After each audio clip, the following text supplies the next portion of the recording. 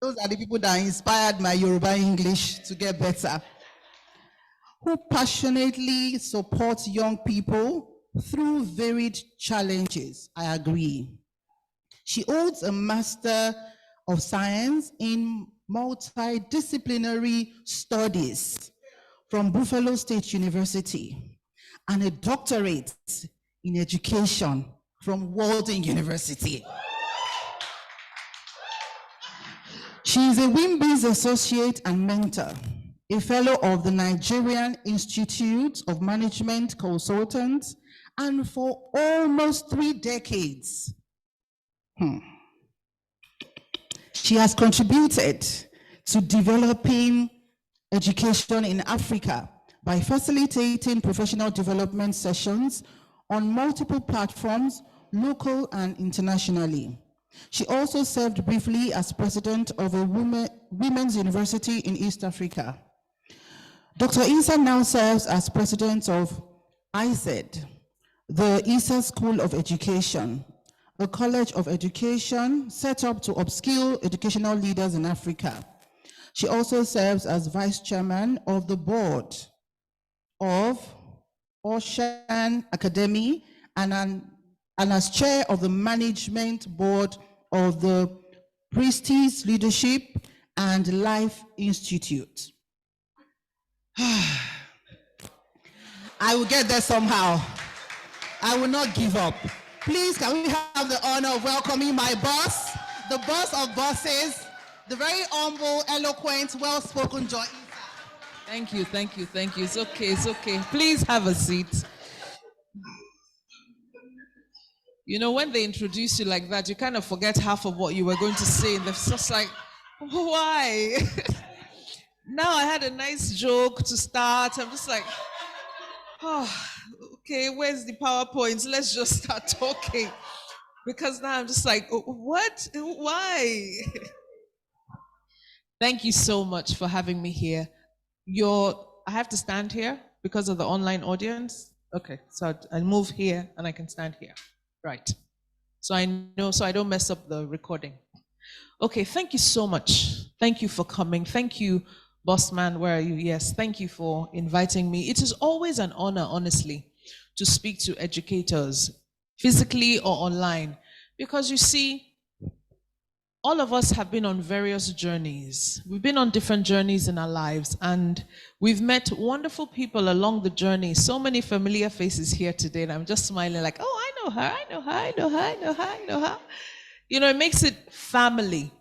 And it's lovely to see that the passion we have had for education, the passion for quality learning, is still palpable, because that is what has brought us to this place.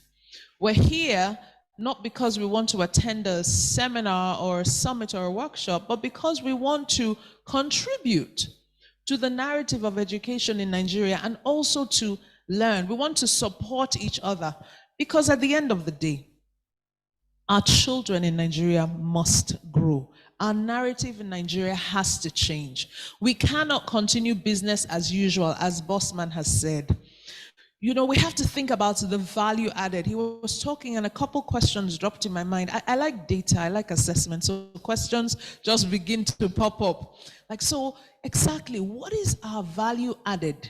What value are we adding to the lives of the children in our care, such that when they leave with the IGCSE, NECO, Common Entrance, WAEC, checkpoint, with whatever piece of paper that gives feedback on their academic attainment, there is more. So what is that more?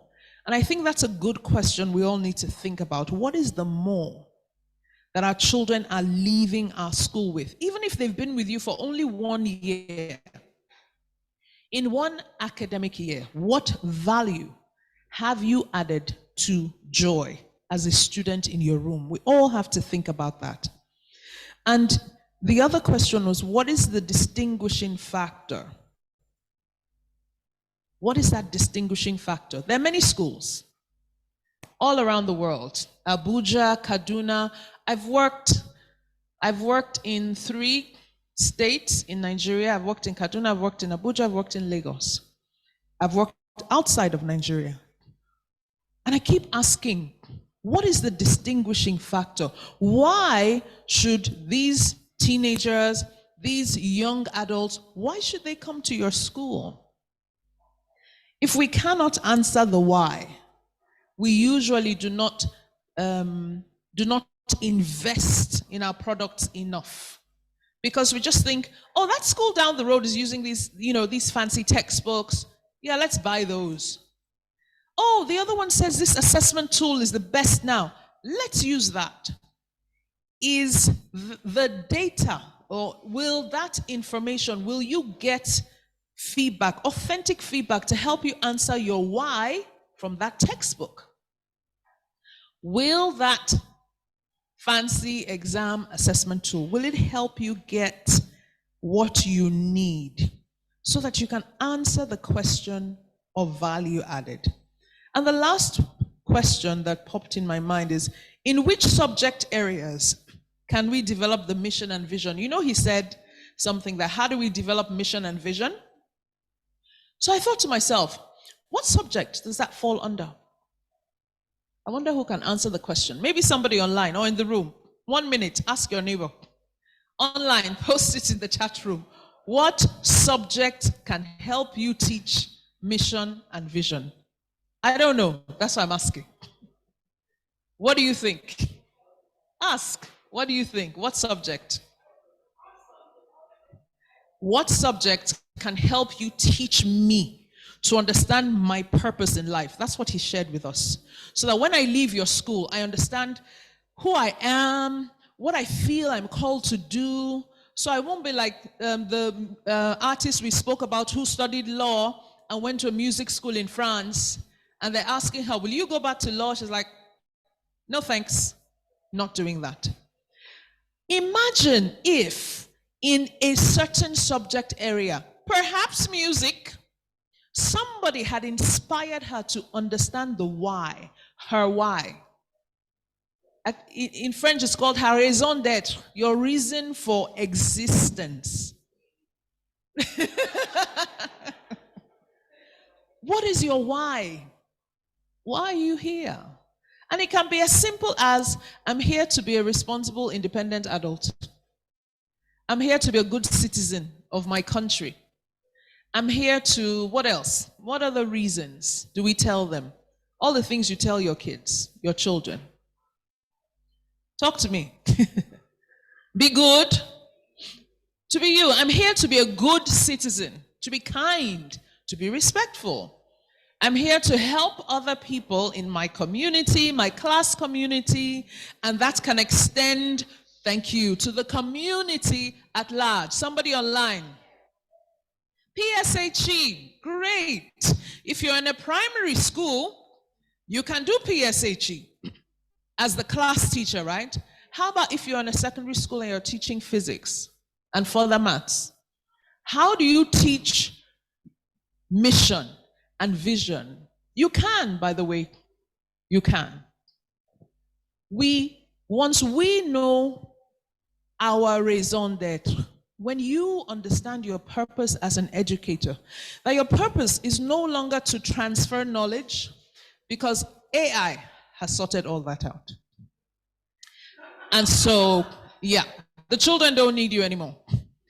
I was in a school last week working with someone on like an inspection drive, and sitting in the back of the room, the teacher was going on asking these fantastic big probing questions. And so she said, okay, collaborate, you can use the textbook or the internet. One sharp guy in this left corner just put the question on his AI platform. 3 paragraphs came up, and he just copied it and closed the page. I was like, sharp guy. 2 girls in this corner were doing the same thing. But here's the deal. When the teacher came around, they would close that platform. And I thought, what a missed opportunity. Why do they feel they're cheating? As opposed to leveraging technology. because we have taught them or told them that they're cheating when they use AI. That's not what I'm here to talk about. But I just thought to drop it. You know, I like to shake tables. Okay, I'm sure I've done something wrong. Like somebody once said, we won't break the internet. So let's try it out. It will work. Okay, I came with my own questions before I got questions from Bossman. What do we do with all the assessment data we collect in schools? Because you know it's death by data. Spelling bee, spelling tests every week, mental maths tests, what else? Midterm tests, end of term tests. Tell me, you're the ones giving the tests. Exams, we do all these things, but what do we primarily do with that data? We rank our children first to last. That's it.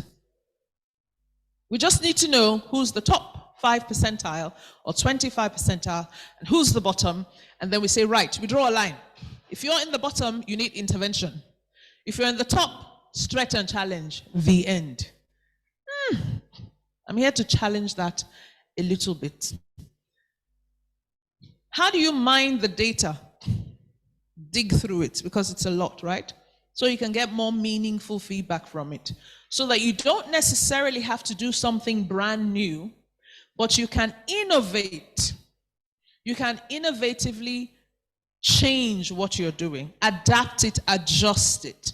So I'm not here to say, throw out everything you're doing, start something new, because you probably won't do it anyway. So we're here to talk about how we can move forward differently. I love this quote by Ken Blanchard. He's a fantastic education enthusiast. He gave a fantastic TED talk many, many years ago, and he's known for this quote, very famous. We tell everybody that, we tell ourselves, we tell the children, everyone improves when they get feedback. But we now have to think of the kind of feedback we give our students. What kind of feedback do we give them? Mainly scores.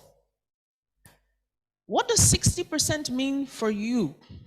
Is very different from what 60% means for me. An example, on average, if you want to use WAEC gradings or GCSE, let's use WAEC. I think F is from 40% down, 39% down, that's F. And then it goes to E, and it goes up, up, up, up, up. And I think A is like 75 up. Good. My university alumni, when I showed my husband and my son, well, I have 2 children, and my husband, so looking at the paperwork and all, we looked at the grading system. And I showed them one, I'm like, oh, look at my grading system. And A is 90 to 100. B is 80, 89. C, 70 to 79. Then F. That's the grading. Meaning, if you do not get at least a 70, you cannot be here. And I remember my husband and my son burst into laughter, shaking their head. You know, some schools are not for people like us. And they just burst out laughing. Some schools are not for people like us. And you wonder why that ranking was placed so high. Why? Why do you think? Raising the bar, being highly selective. He said something, excluding some people who can't fit into their mold. That is a form of feedback, to say, I can function in this environment, I can fit into this mode, so I can get the grades I need to work here. If you probably sent me to a football academy, like the dog, I won't qualify. But has anybody ever given me feedback that I'm not good at running, but I'm good at words? Have we given our children that feedback? Where, you know what, your drawing is outstanding. You can do, DT, technical drawing, art, maybe geography, because you understand spaces and map reading. Maybe a bit of mathematics because of the angles and all. But when it comes to words, you struggle a bit. So perhaps we shouldn't make you do English and English literature in GCSE, perhaps. Is it possible for that child to only do one?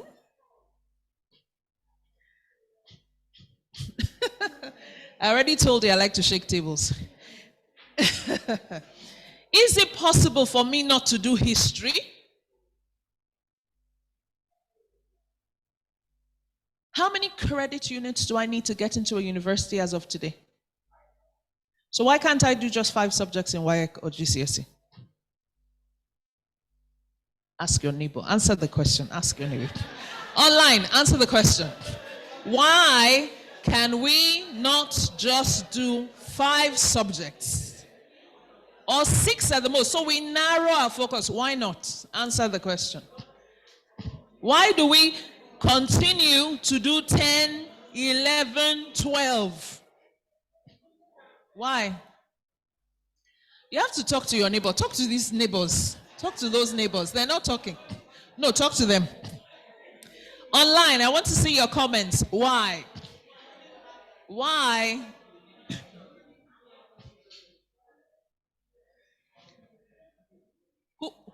If you think your neighbor has the best response, let's see your hand and shout it out.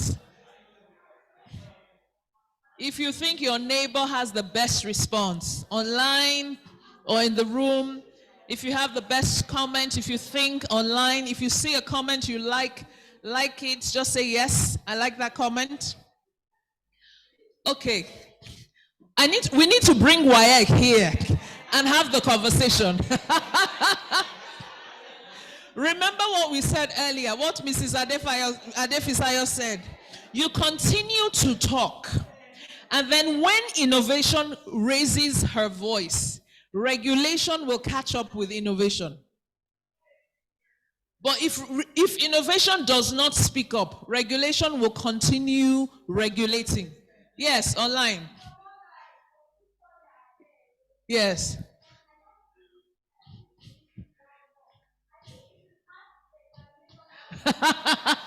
She says we should ask the exam bodies. Somebody said the same thing in here. Bring WAEC to the room. But seriously, why are we doing that? You have to stand up for what you believe. If you know that Joy is the artist and the creative, you know that when you give her that long history textbook, it doesn't sit. It just passes through this ear to this ear. There are too many words. There are not enough pictures.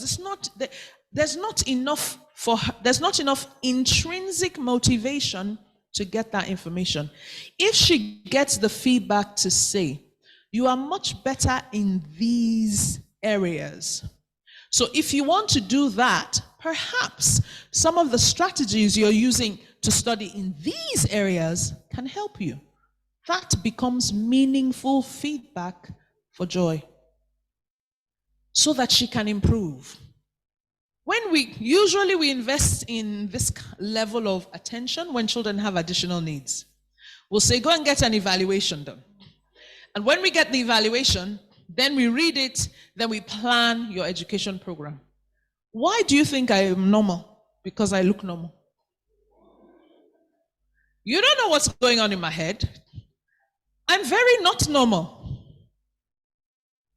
You don't know that.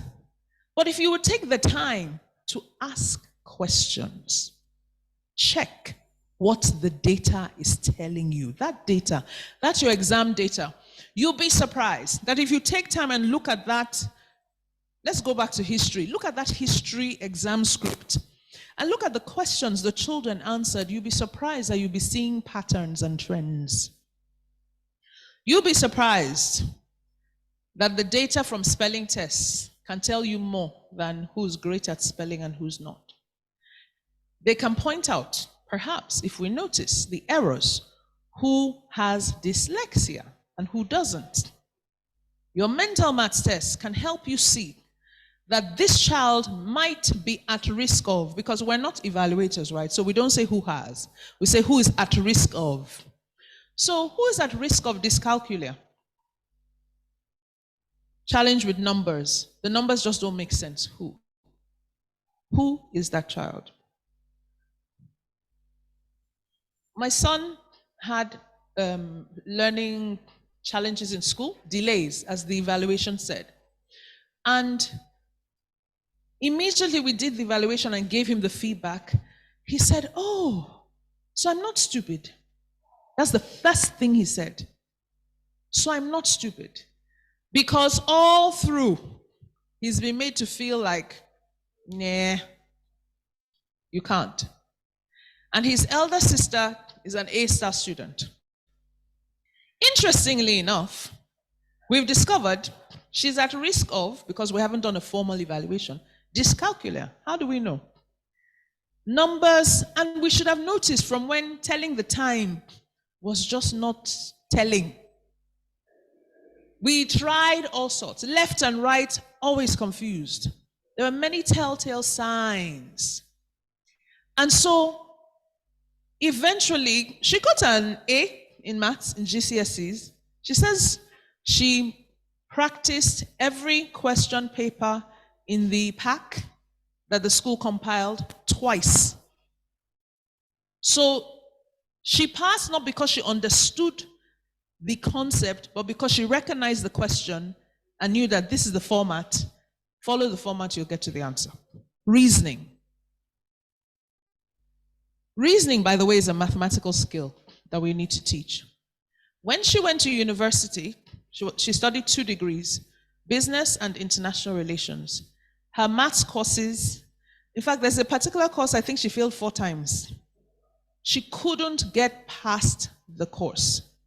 She ended up taking extra courses across board to meet her, I think it's 120 credit hours or something per course. And she did.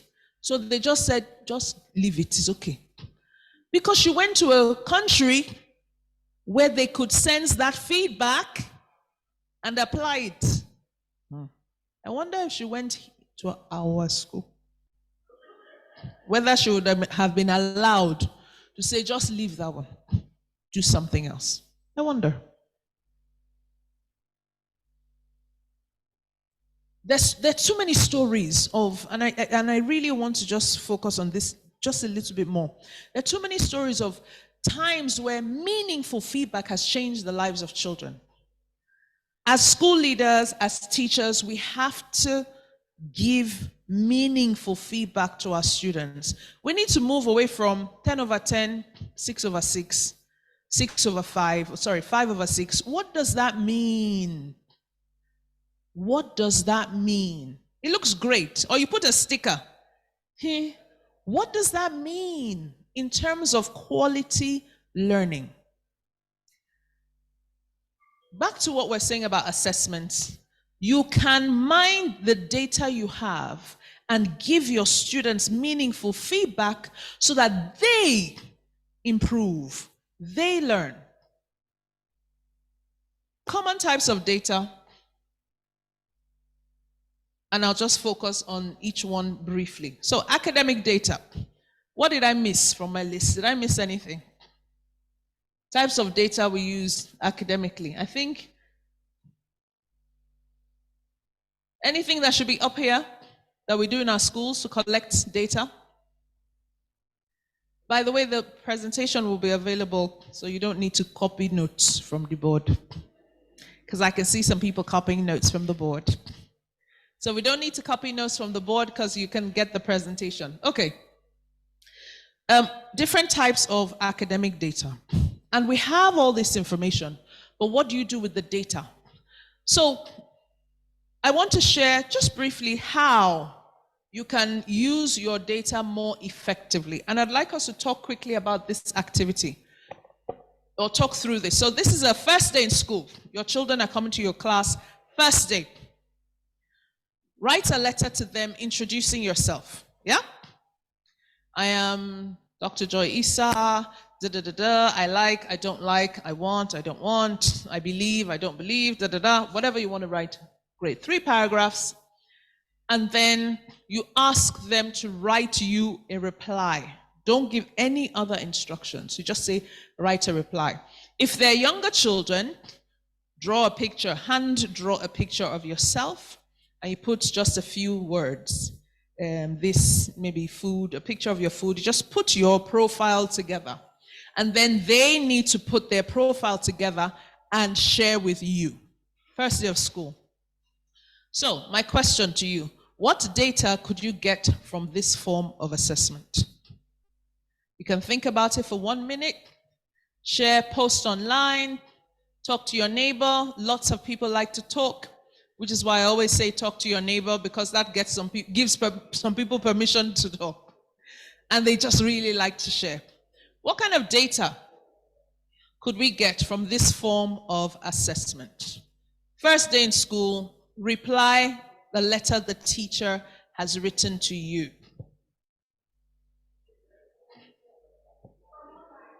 Okay? Agnes says baseline data. Yes. Agnes, what does baseline mean for you? So, Agnes, what does baseline mean for you? And someone else can share and expand on that. Yes, in the room? What kind of information, what kind of data could we get from here? Yes, ma'am. Handwriting, spellings, grammar.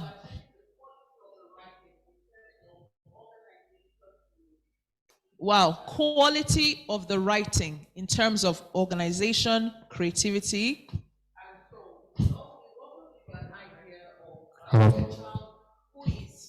Thank you. Who is English inclined, whose preference is English, than a child who, because a child who loves English would write more. So even if the teacher has said write 3 paragraphs, such children would have more ideas to write, and so they write beyond the paragraphs that have been recommended. Then we also said that it also helps the teacher to understand that children who are self-aware. Fantastic. Because children who are self-aware will have a lot of things to say about their preferences, their learning styles, the favorite activities that they enjoy, and how the teacher can also help them to become better learners. How many stickers should she get? 20 stickers. 20 stickers. So much information from replying a letter. What did the teacher say?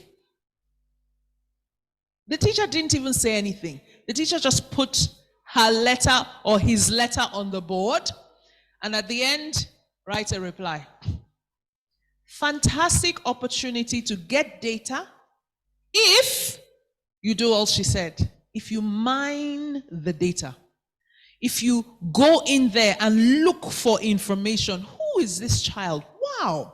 She understands that noise troubles her. She understands that, she has a few friends and she's trying to make more friends. Okay, so I need to pay attention to the grouping. Who is this child? Oh, I like sports.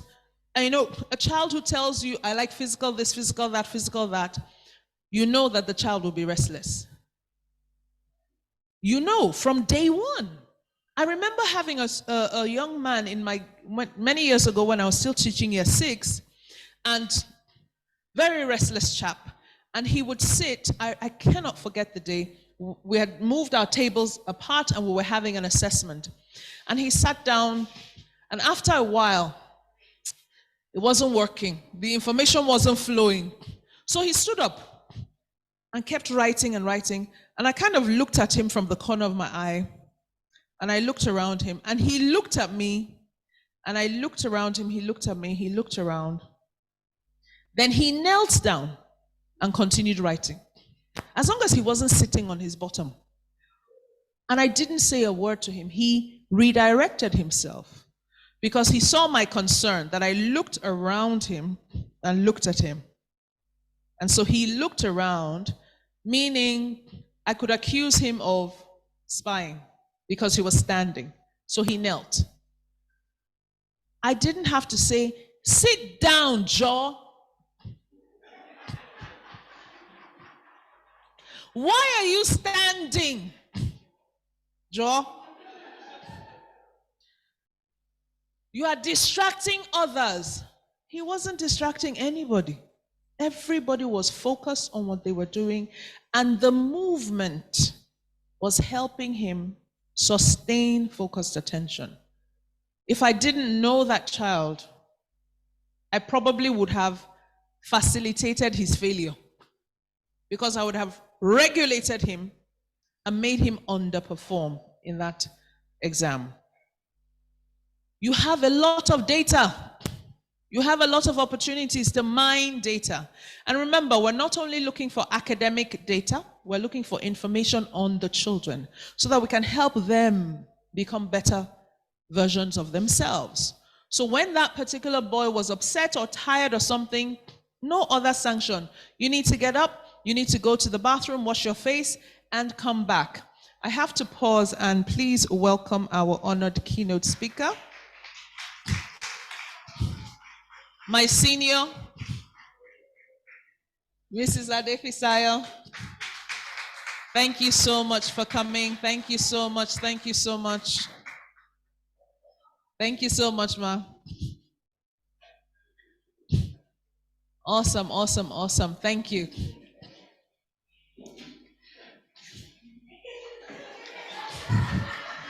Yes, you're sitting next to the honored guests.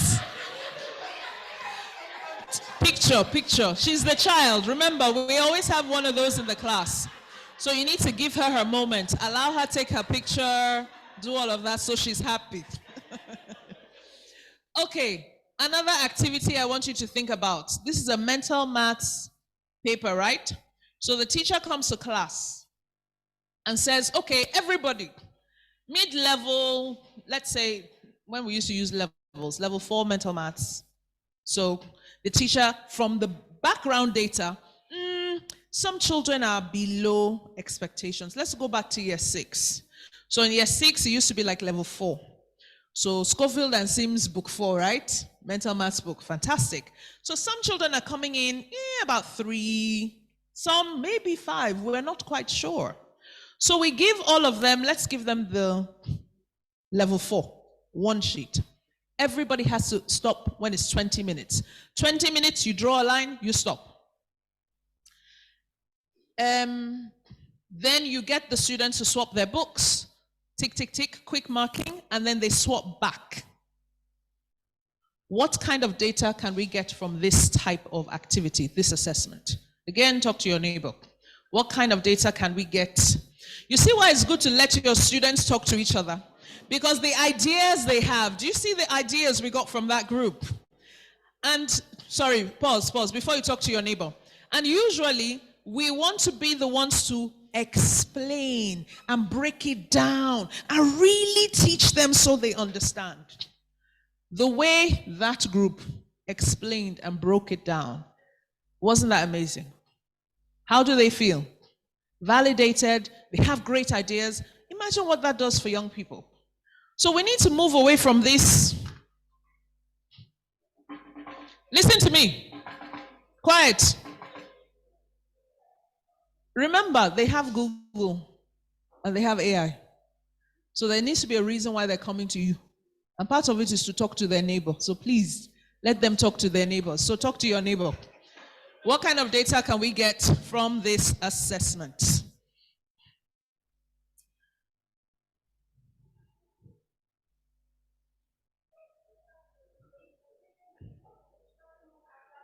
The person who answered yes, the response, baseline.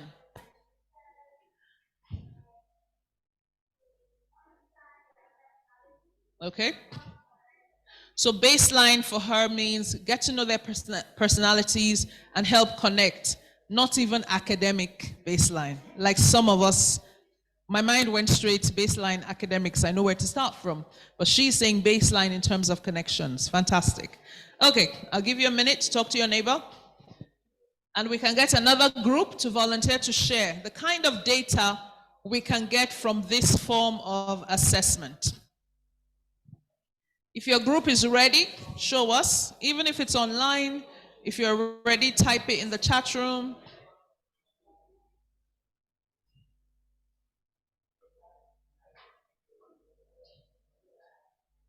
Okay, which group is ready?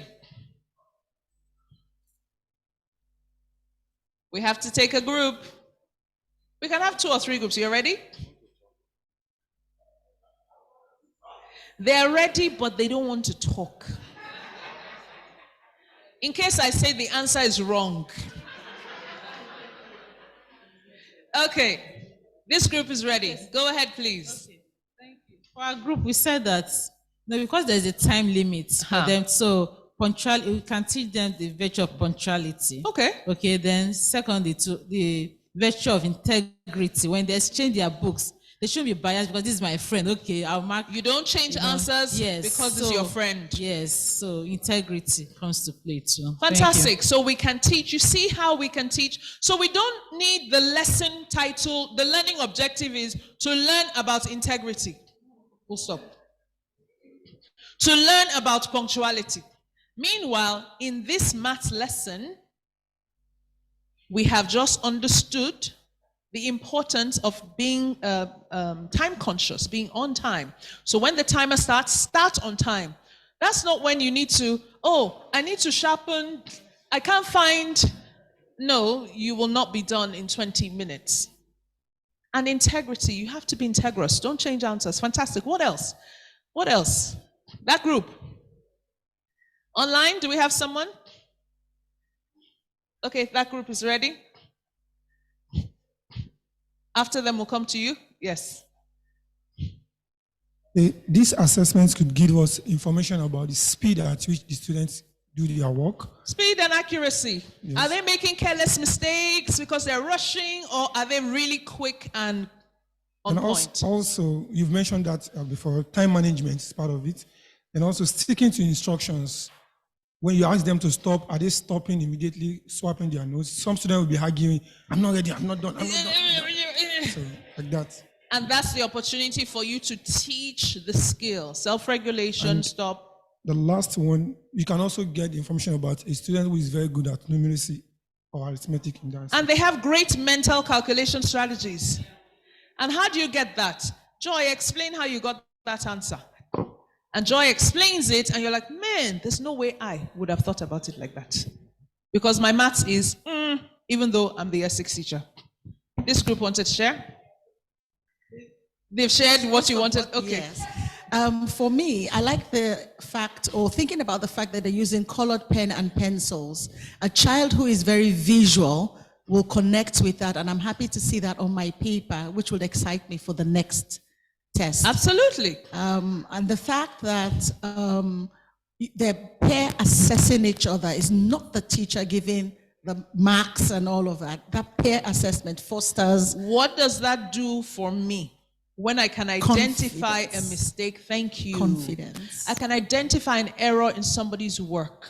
I can explain to them perhaps why they got it wrong. You're building my self-confidence. As a teacher, it tells me, okay,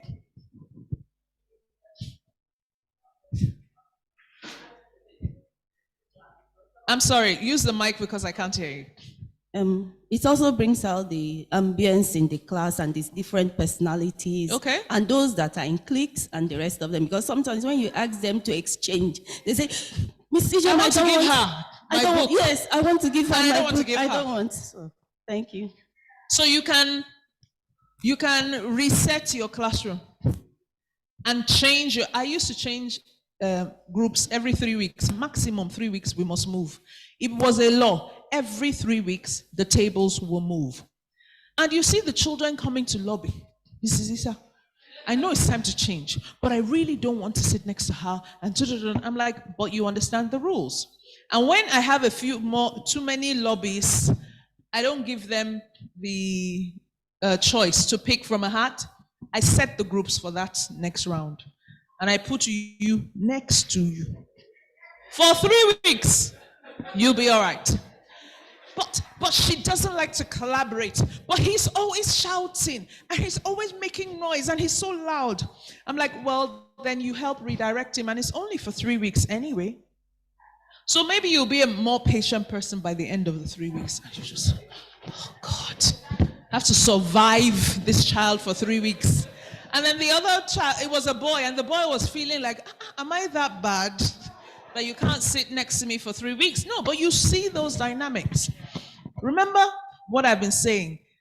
What are the opportunities to give meaningful feedback to our students so that they grow, so that they improve, they self-regulate? That is how we can use the data we're collecting to enhance teaching and learning. External exams. Just to save time, I've kind of put my own ideas, but we can have others. Compare last year's data and this year's data. What are the high points, low points? Any trends among girls and boys? Do we notice these things? Some of us have those reports, have the data in the report from the exam board, but we don't read it because it's just a lot. And you know, what are we going to do with this information? We just need to know the first and the last. And we draw the line on 25% down and 25% up. Really, that's what we do. Meanwhile, if you have the opportunity to have those GCSE reports and checkpoints or whatever, read the report. It tells you so much about your children and not just about their academic attainment. Okay, so all of that was academic data. Now let's explore our non-academic data points. Do we have all of these in our schools? Yes or no? Okay, let's go to most. Do we have most of these in our schools? Okay, let's go to some. Do we have some of these in our schools? Okay, I heard more yeses. All right. Okay. My suggestion and my proposal is you should have all of these, because these are fantastic opportunities for you to get data from your children. How do you do a well-being or an attitudinal survey with early years? What does it look like? Age 5 down. How do you conduct an attitudinal survey? What does it look like? I am happy in school. Smiley face, straight face, sad face. I like my friends, or I have friends in school. Smiley face, straight line, sad face. I like to share. No. And they will click. They will tick no, because I don't like to share. You can even read out the questions to the children. They can raise their hands or put them down. The trick, I remember once, one of the schools where I'd worked, one of my assistant heads then said to me, she went to conduct, this interview, the survey to roll it out. And when the teacher was reading out, she noticed a young child looked at the teacher. I think it was my teacher helps me a lot or something like this. And the boy was going to put the X on no.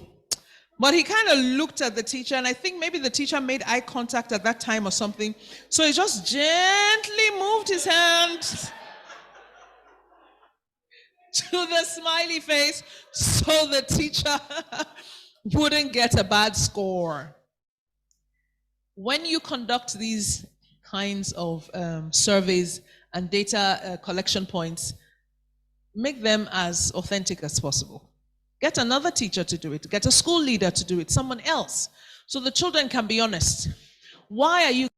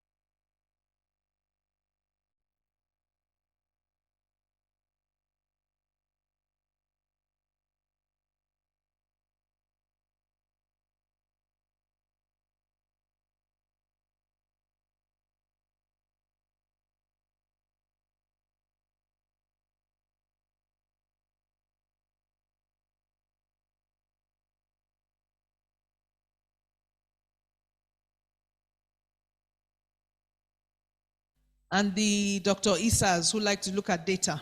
No, everybody. The nurse was the one who brought that up. She noticed the trend. So, are we noticing the trends in our schools? How about new teacher mentorship data? Do your new teachers feel mentored and supported? Do they understand your mission so that they can replicate it? Who is mentoring the new teachers, and what is the data from that point? Last one, perception data. Do we survey our vendors, your club, people who run your extracurricular clubs, service providers? Do you ask them for feedback? Very important. Because you might think you have a seamless process that is working, and they will tell you, You might think your students are very polite and well behaved. And then the club leader tells you, hey, it's always a challenge to manage these taekwondo boys. But we don't get that feedback because we don't ask for it. Do we survey the staff? Do we survey the parents? Perception is my reality. My perception is my reality. So if you ask my opinion, you probably will find out what's going on in my head and will be able to use it. Okay, so I have this cycle or suggestion, and that's where I will end, how we can use data effectively. And I start with asking questions, like we did today. Ask questions. Make a note of your questions. Always question what is happening. The status quo, dig in. Ask the right questions. And there's no wrong question, by the way. So just ask. Keep asking the questions you need. What are the trends? Which students have learning gaps? Do we have the skills to meet the learning gaps? Do we know what to do to support them? And if we don't, who on the team knows what to do? Can we find someone who knows what to do? Can we find a resource? What can we do? The only way we can know that is if we ask the question. Which interventions, you know, we have all these fancy school improvement plans, a strategic improvement plan, and then we give the inspectors and we pass our inspection and whoo, we're good. Review your plan and see which intervention worked. Which one didn't work? Change it. The one that worked, use it again and again and again. Your resources, deploy them. Deploy them effectively. Now, when you've asked all these questions, you now need to determine where you can find the information you need to answer the question. Who has that information? The nurse has the medical logs. So we need to find out this headache, this, what's going on? Let's ask the nurse for the logs. Who will give us the information on lateness after lunch? Who will have that data? Does anybody even keep that data? Pardon? The subject teachers, the class teachers. Can we get them to keep that data and can we talk about it? Okay. So we have that data. We've determined, what it is. Host, I call them data analysis meetings. Some people will call them a review meeting, an evaluation meeting, but I like to call them data analysis meetings where we discuss the data. I have a saying I like to share. None of us is as good as all of us. So host your data analysis meeting so that the ideas will culminate into a big, juicy plan. The suggestions will now form the action steps that need to be taken to meet the needs of the children. Very, very important. So one of the things you might want to think about leaving this place and online is, what are the opportunities we have, or what opportunities do we have to host data analysis meetings? What opportunities do we have? Is it in our departmental review? Is it induction at the beginning of the year, end of term, beginning of term? What opportunities do we have to host data analysis meetings so that we can look at the data we have to drive student improvements, to drive more enriching learning experiences for our children? And of course, when we've put that data together, we must have an action plan. Call it an SIP, school improvement plan, call it departmental improvement plan, whatever you want to call it. And it needs to clearly state who is doing what, where is this going to start, which year group, who's responsible, when are we going to check in, milestones. It shouldn't just be, yeah. We have to start having pull-out sessions so that children who need to improve their reading, they'll be pulled out.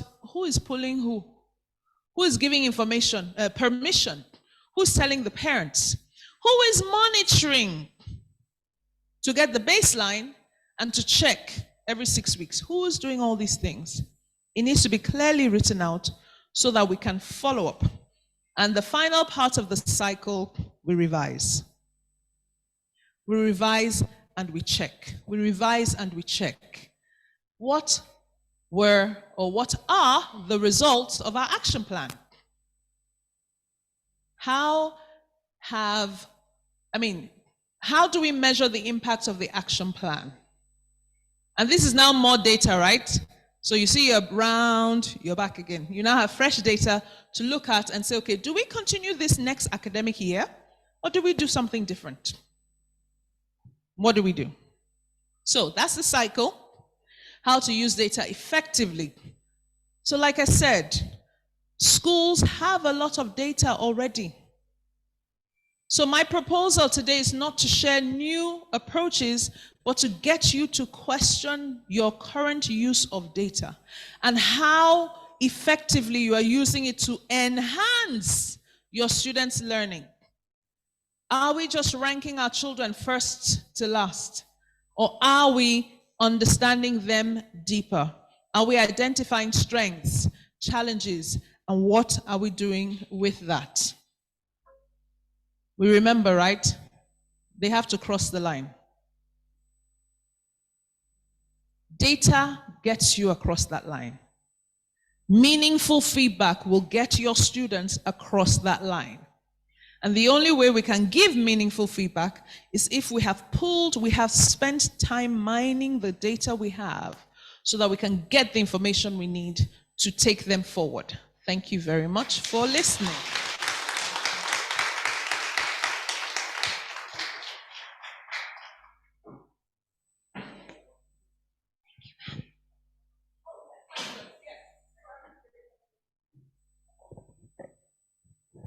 Okay, any questions? You see, I was very happy to run away. Any questions, comments, thoughts?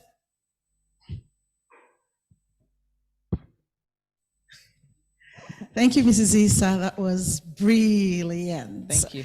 And from my experience with you, it's always been data, data, data. Even though at that time, I think we didn't really understand how important that was. From what you've said today, in the whole school system, everyone has to be involved Yes. in the data collection.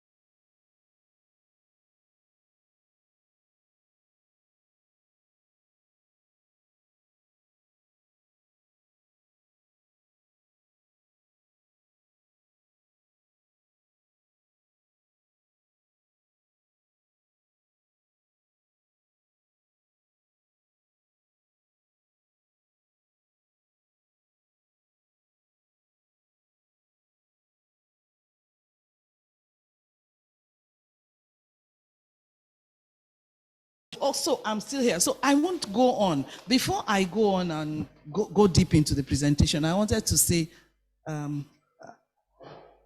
we are talking about outstanding schools. We're not talking about WAECO. We're not talking about IGCSE. We are talking about an outstanding child who can go anywhere in the world and do well. What are the essential skills? I'm sure we've all seen this. Can you see this well? Or maybe we need to put out the lights. Can you see it well? Okay, play it. It's a video.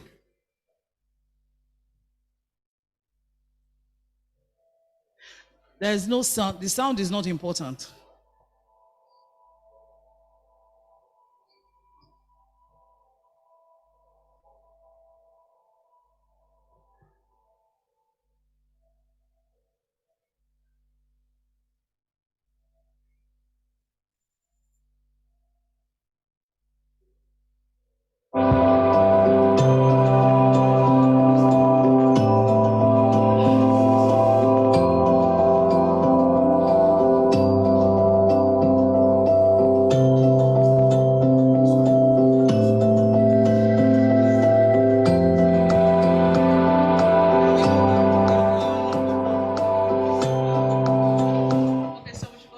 Please, I got this from Lego, actually. You know Lego, the people who build bricks, yeah. Because we go for that. Just Lego.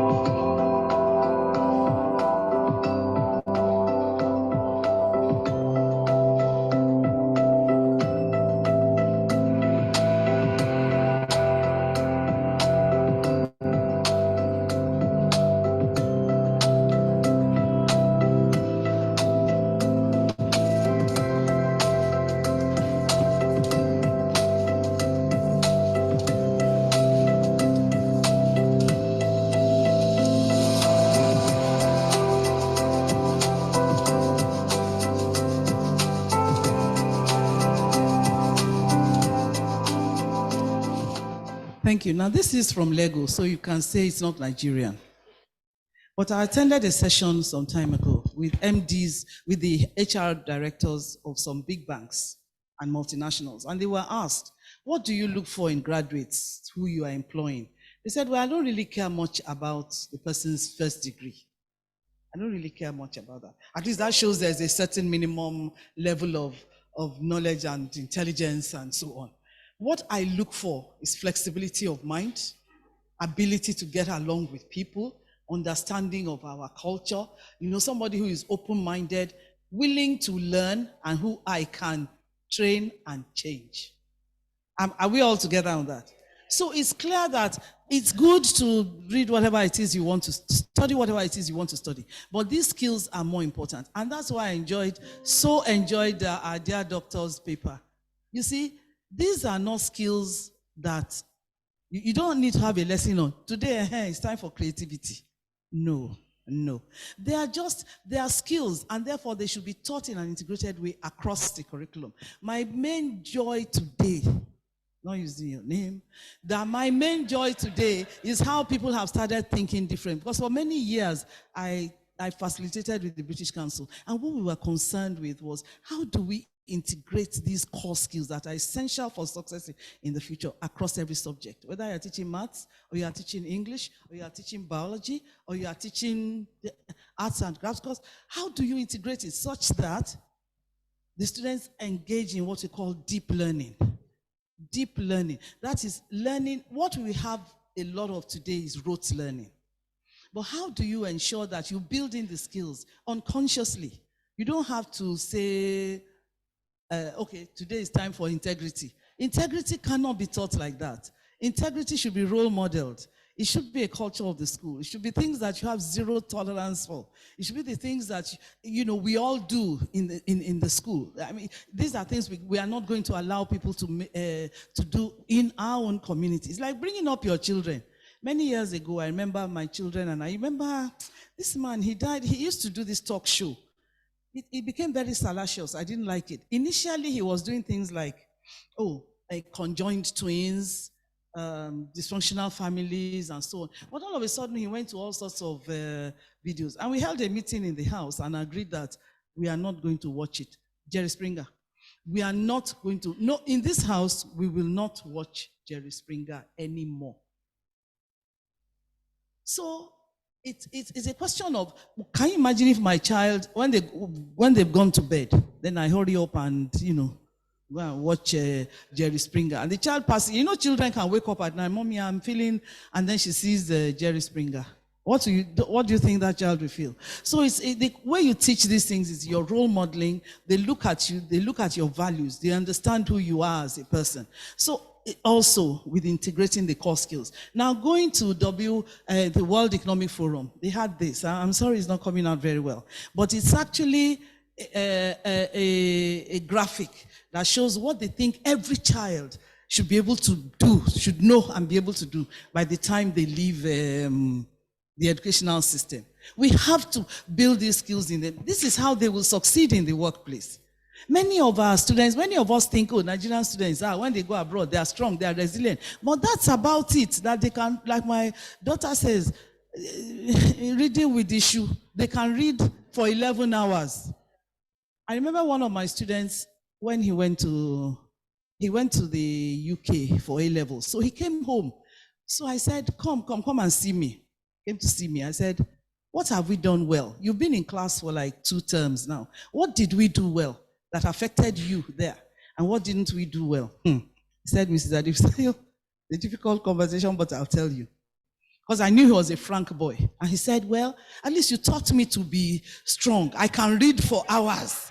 I can study. I can, and when I got there, I could write 12-page essays.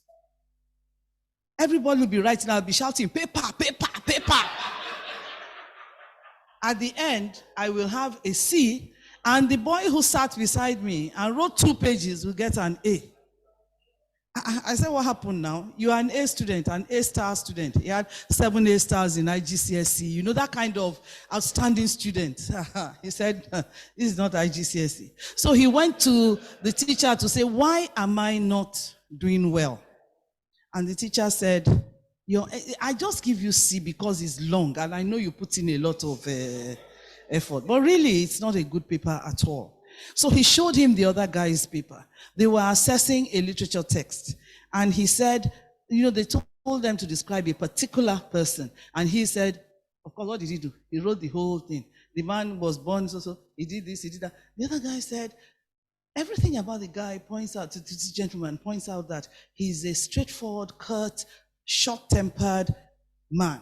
Just from the curt sentences in which he answers questions. So he said, where did they put curt sentences in the?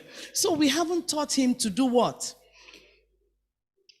The skill of critically thinking through, reading a text and not just reading it just to write the story in your own words, which is a good skill to be able to have, but to be able to critically analyze every character. What is this character about? Why does this person talk this way? What were the back influences that made this person who he is today?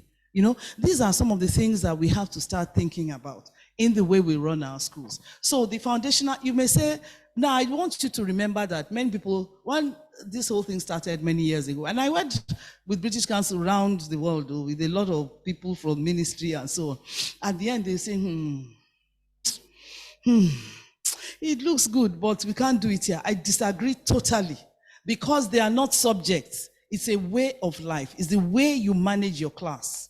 Those essential 21st century skills, those competencies, those character qualities. Are you going to teach someone curiosity? How do you teach curiosity? You put them in situations where they have to be curious. And you ensure that you don't, if a child is curious, you know how we say, allow the child to ask all the questions they want to ask. Allow the person to say whatever it is they want to say. And then you answer, So you give them space. So the foundational literacies, this is from the World Economic Forum, like I said, literacy, numeracy, scientific literacy. This is the curriculum, isn't it? This is what we are doing now. But some of it we are still not doing well enough. Like when you get to financial literacy, we're not teaching our children how to manage their money. It's not part of our curriculum. I don't know how schools can do it. Well, I know how. But I think you should start thinking of how you are going to incorporate this kind of thing into school. And not make it a club activity for a select few, but something that every child has to learn. How do I manage my funds? Many of our students leave us and go abroad. They think mommy and daddy, no matter how rich mommy and daddy are, you can run out of the money they give you. I've seen students who I remember my son, I was angry with him one day. I said, I'm tired of you. You come back home, I'm tired of you. You are so, I don't even know, I was just tired of him. So his sister called me and said, how can you be tired of him? Do you know that some of his friends are in clubs where to be a member of that club, you must buy a $1,000 or $2,000 suit?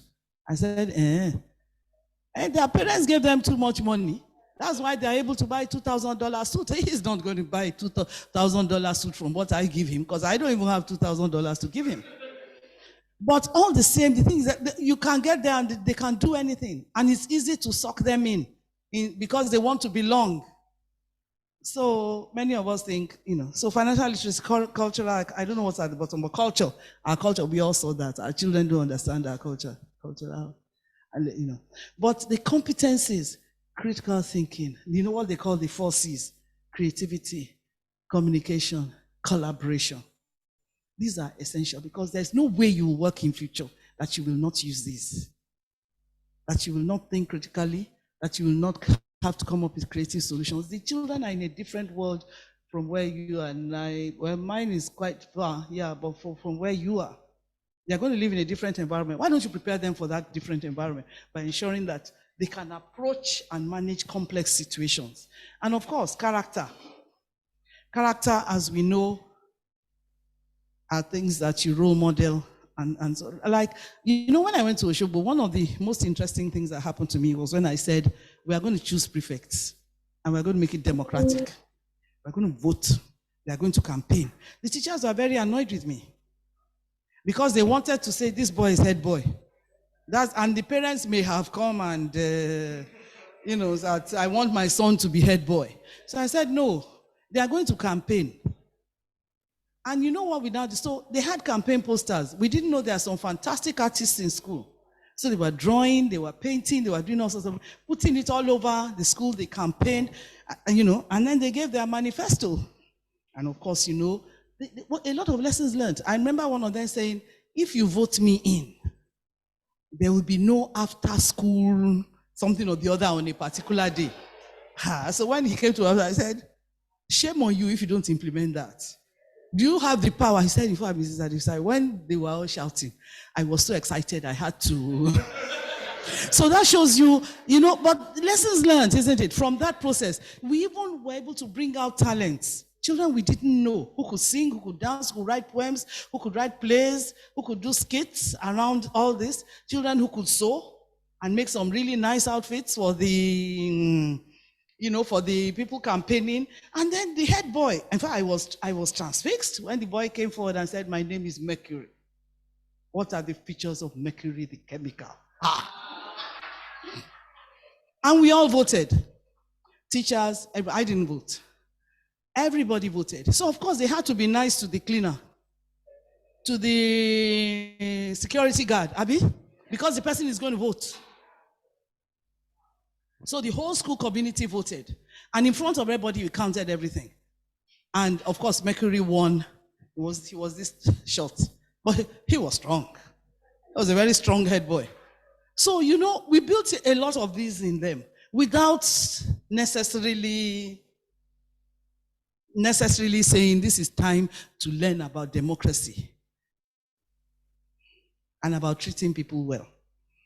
And of course, it was a lesson, on making promises, and so on. So I think that is clear. So I would like to ask you that for a school to do this, what features do you think we would see in the school? What do you think your school is doing? At the end, I'll ask you to self-reflect. I don't want to say it out. But what features, what do you think makes a school really outstanding in the context in which we are talking? That is global, building students who are globally competitive. What do you think? I'm going to ask you. Well, like the quintessential teacher said, talk to yourselves. My neighbor, I've left you now, so maybe you turn around and talk to the people behind you. So what makes a school outstanding in this context?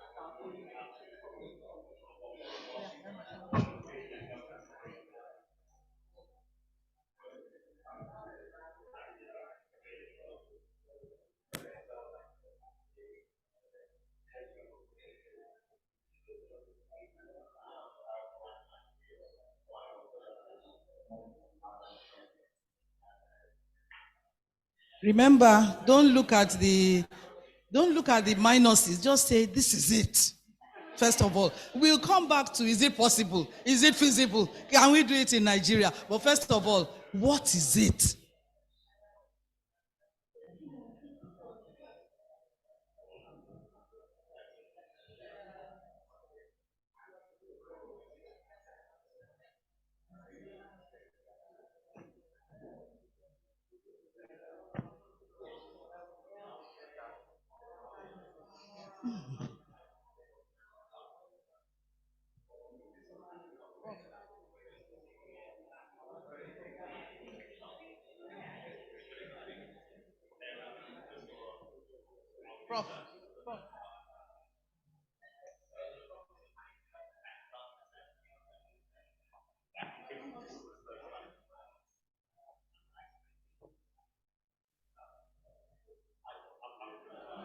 Okay, noise level going down. So I can see that which is good. That's what they call good noise, isn't it? Academic noise, school noise. I love school noise. It's essential. When you get to a class and it's utterly silent at times, it's the silence of the graveyard. Yes. You know, I went to a class once, I saw the teacher was very strict. So all the students sat like this. So I was in front of my office, one boy passed and said, Mr. Davis, teachers in this school are killing me. Well, you look alive, what happened? He said, I didn't understand a word of what you said, or what she said. But you sat there, you looked very... He said, you have to be careful with that woman. You can't get to her class and be looking, you know. He didn't understand what she said from the beginning to the end, so I called her. She was teaching a very interesting concept, which I always tell the story of how I'm the daughter of a maths teacher. I hated maths in school. I was ready to fail it. In my days, you didn't need maths to go to university, so I was like, this is, you know. But my mother became my maths teacher. From those days, from 2 till I did school cert. I had no choice. So, but the way she taught it was so interesting. She would come to, when they say cylinder, she would bring cylinder, baby food, Fali's Ross, this is, you know. Also, so we knew what a cylinder was. I didn't like it. I'm telling you, as a child, I was embarrassed. Because the other teachers would only draw the cylinder. So I would sit at the back. Others are drawing, she's bringing, I wasn't happy because I thought, this is not good teaching. You know, and she would ask her questions on your way to Ibadan, you branch at Ikorodu, how many hours did you spend? And that kind of, I didn't like it. I wanted her to say 2 plus this is this, and this is this, you know. And, but eventually we all got to know it, and my class did very well. And up till today, still one of the best results the school has ever had. For all those years ago, where nearly half the class had grade 1, the remaining half, just about 5, had below grade 2. That's grade 3, and no failure. Nobody failed maths, the whole class. Yeah, so she taught us for like 5 years. So I went to this school. So that was when I fell in love with maths. And after I got used to her teaching, and I saw that, no, this makes sense. I'm a practical person. What is dy dx? What is it? You know, it's just measuring, what is it? Any maths teacher in the house? Rate of change. And they will say dy dx, and I was so miserable in further maths class that what is dy dx, until my mother taught me that it's just the slope, and she would use things like ladders, and we'll be driving on the road, and she'll say, you see, you know, we lived in Ibadan. You see the steep incline, you can see. That was all that made me know dy dx. So I went to the class, and this woman was teaching. And you know, I remember that class that the boy spoke about. She was teaching simultaneous equations. 2x plus 3y plus 4z is equals what? So when she finished, I said, I called her, I said, how was that class? She said, they were very attentive. I said, oh yeah, I noticed that. They were. Did they learn? Yes, so she will soon give them a test, and they will pass. I knew they would pass because the fear of that woman was... So I said, but are you happy with their level of learning? Look, that concept could have been taught in a more interesting way. When you say export, these are variables, right?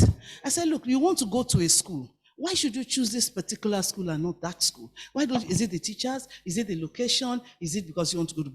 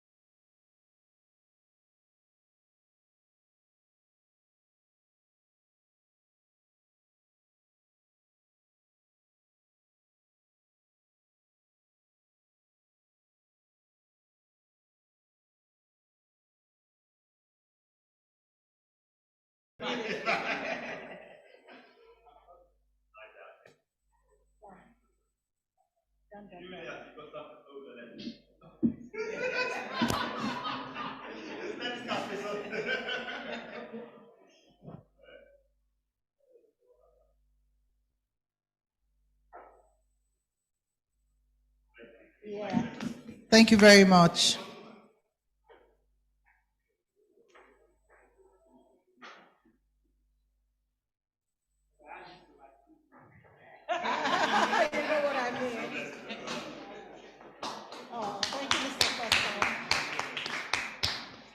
Sorry, so I want to apologize. I made a promise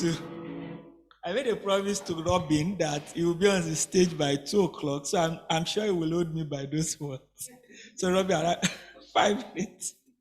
So 2:05. We actually thought the team will be able to start their presentation at 11. Yesterday night we moved it to 12. By 12 we moved it to 1, and now it is 2:05. It's not even 2:00, it's 2:05. But I do appreciate their commitment to be here, and I know they have other engagement. So please, if we are ready, the Charterhouse team is here with us, led by John Thorpe, the founding head and director of education. Victoria Foster is here too, head of teacher and professional development, and head of primary, Mr. Robin Davies. So, good afternoon. What we've done is we have cut 50% of our program so that we can fit it in, because we have to be somewhere else after this. So I make no apologies. Bosman can do that himself afterwards. We're British. We keep to a specific time. If you ever apply to work in my school and you're 10 minutes late, you'll know about it. My first job was in the Royal Navy. On time meant 10 minutes early. So it's a challenge here, I know, but it's actually an attitude of mind. It's a culture that you can change if you choose to. So, enough said. So let's just introduce ourselves. John Todd, some of you will know me. I worked here previously as just down the road at Green Springs, and started Green Springs Awayaya, and I was the founder of ASEN at some point in the distant past. Robin Davis, who is our head of primary, has been in Nigeria now a few weeks, a month. Experienced his first real go slow yesterday. A joyful 2 hours in the car in Lekki. Robin's joining us from the Cayman Islands, who have a similar time sense to Nigeria, so he's used to it. And finally, Vicky, who is our Director of Teacher Training and Professional Development. A key role, you won't see this in many schools. We know that there is a thirst for knowledge, for understanding, and we know for ourselves that long-term we need to train our staff more and more. And so Vicky was one of the first appointments we made. She has been a school principal and the leader of an international school in a couple of countries. We have other members of our leadership team between us. We calculated we have more than 100 years. So you can see many of us are actually quite old. I think Robin is the oldest. We're doing something very different. I'm going to talk for a few minutes about what we are actually building, and then these guys will talk about the actual brains of the operation. Charterhouse Lagos is the first British independent school in Lagos, in Nigeria, and indeed in West Africa. We have them in Egypt, we have them in North Africa, Algeria, quite a few countries. South Africa has its own tradition of independent schools, although their economy is going down the drain very, very quickly at the moment. We'll see how long those last. But no British independent school has ever come to Nigeria. They've talked about it. They worry about security and currency issues and things like that. So we've gone ahead, we're backed by investors from Nigeria and from the USA, and we partnered with Charterhouse, one of the original 7 British independent schools. So it's right up there on the A list after Eton and Harrow. You've all heard of Eton and Harrow. This is one of the next ones for that. Our investment is about 150 million US dollars for phase 1, which represents the biggest single investment in education in Nigeria. So this is quite a serious project. We're building out at Ogombo, and you'll see some pictures of our school just now. It's a big worry that so many people in Nigeria leave Nigeria for education, and you wonder why. Particularly here in Lagos State, people have a thirst for education. Parents will sell everything to educate their children. And so definitely we feel there is a space in the market. Our education obviously follows the British national curriculum. We'll be using the international primary curriculum, but with a strong focus on Nigerian culture. And we've just commissioned somebody to actually write a program for us for that. So now we're going to try and play a video. Let's see if it works.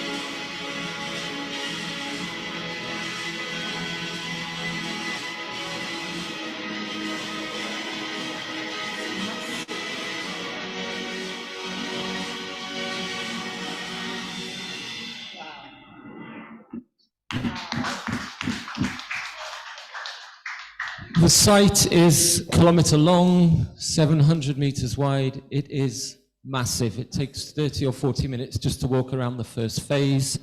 Eventually, we will cater for 1,800 students aged 5 to 18. Location at the expressway, turn right at Ibrahim Adesoya It is massive. It's way further on than you saw in that film. That's from about 6 weeks ago. So where you saw the administration block, the roof is now on that. The primary block, which was just a space, they were casting the first floor this week when I was there. So it's moving very, very quickly. Opens in September 2024 and trending on Twitter for our application fee in the last week, a snip at 2 million. You get what you pay for. It's 2 million, that's all. So I'm going to hand over now to our head of primary, Robin, who's going to talk about the educational program.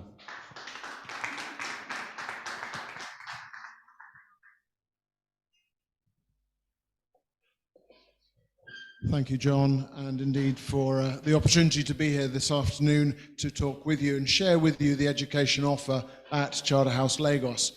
I'm going to talk in broad terms because the depth that we are aspiring to will take the afternoon and into most of tomorrow just to get started. So I'm going to talk in broad terms. As you can see from what you've just experienced, we are talking a significant construction job physically, but we're also talking about a construction job in terms of academic programs. And that's the task that I have in front of me and the joy that I have in front of me. But this session is entitled System Thinking. And as part of the system thinking, the first place to start off is a system review. If you're talking in the broadest terms about educational offer, what's the first thing you've got to do? You've got to think about, why are we doing this education business? What's it going to consist of? And then how are we going to deliver it? So we're going absolutely back to bare bones of our core purpose. So before we populate the timetable, before we populate programs of study, we want to ask those three main questions. And I put them in this format because the why underpins everything. It underpins the what. It actually describes just the reason why we get out of bed, why we go into school, and why we engage with the staff, the children, and the parents. The what that hovers above the why is the curriculum. And the how is how we then deliver it. Now, in structural terms, we're going to have a look at the why is described by the vision. And we have a rigorous process every couple of weeks as a senior leadership team, founding leadership team coming together. We review it. We reflect on whether it still represents our goals with regards to the children and our duty of care. And if need be, we rewrite it. So that is under review regularly, the mission, the core purpose. Similarly, as with the values and the aims, that is what we want to do. So the what is really my point of focus, and I'll leave the adaptive teaching and the assessment components of the what, of the curriculum, to Vicky shortly, but my focus is the content. And I'm not going to go into the depth of the admissions or the ICT or the HR processes or the finance. Those are the how. I'm here to look at the what that we are going to be teaching our children and reflecting again on the why. Now, let's spend just a couple of minutes specifically on this why. The world is a different place for our children than what you and I experienced as school children. I think that's fair to say. Research is telling us that there are 5 main areas of challenge to our children. The reason why I'm going off on this little tangent away from a triangle to 5 circles is that these 5 circles represent the 5 areas of challenge to our children, actually to us, to society. There are sustainability challenges, climate change, waste, just to name 2. There are technological challenges, AI, screen time, to name just 2. There are morality challenges to our children. What are the rights and the wrongs growing up in this day and age? How can our children be discerning in their decision-making processes?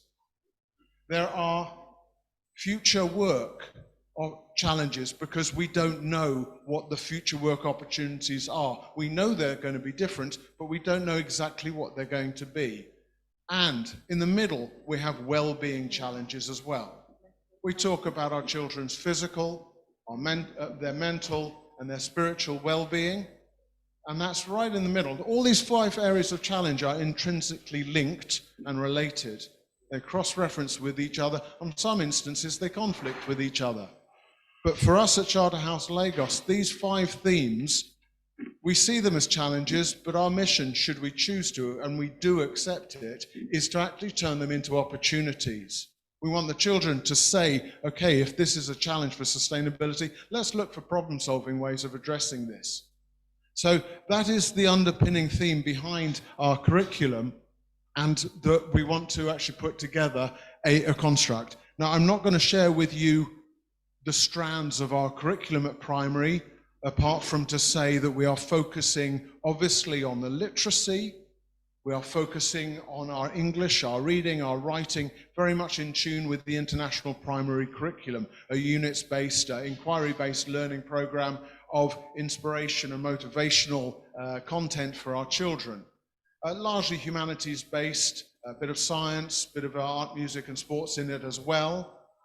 And then we've got a very comprehensive STEM program where we're looking at computer science, robotics, in parallel with what I guess are other jurisdictions called design and technology, or perhaps engineering, or perhaps makerspace, as it's known in the US. And we want to combine those two with a very, very heavy theme of the children looking for solutions to problems, and to get into that mindset, because we think that that is what will make them fit for the 21st century.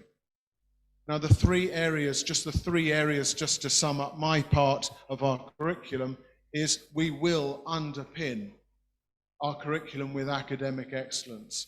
And that means that the English, the maths, the science, the technological learning, the creative and aesthetic learning, as well as the linguistics, the languages, we'll be doing French or Mandarin. We want that to be of an excellent nature. We want the children to be pushing as much as they can. We also want to make sure that there is holistic growth. We want to make sure that the children's character is really empowered and enriched by the pastoral program that we have, and that they get a sense of I can. As they leave the school, they are empowered to generate that sort of mindset. And then finally, because we are in the international domain, we want to make sure that we've got a very, very clear global perspective. The children from Charterhouse Lagos will go on to be leaders. In this country, in other countries, there will be leaders of the fields of their choices, because we will have given them the character, because we will have given them that academic excellence. So, to say that this is an exciting construction job is the biggest understatement I can come up with, but it is an absolute pleasure. And with that, if I may pass over to Vicky.